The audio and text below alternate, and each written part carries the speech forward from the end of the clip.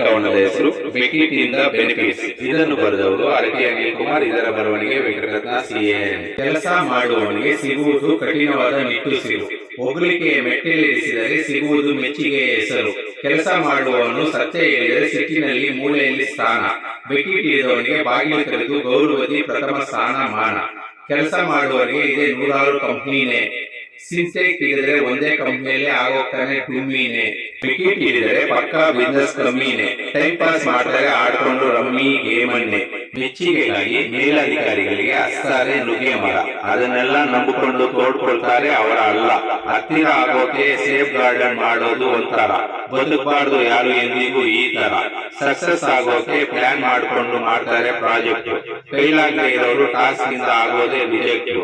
ಆ ಹೊಟ್ಟೆ ಊರಿಗೆ ಮಾಡ್ತಾರೆ ಮತ್ತೊಬ್ಬರ ಮೇಲೆ ಫಿಟ್ಟಿಂಗು, ಇನ್ಕ್ರಿಮೆಂಟ್ ಗಾಗಿ ಆಸ್ಕಾರ್ ಅವಳಿಗೂ ಮೀರಿದೆ ಇವರ ಆಕ್ಟಿಂಗ್.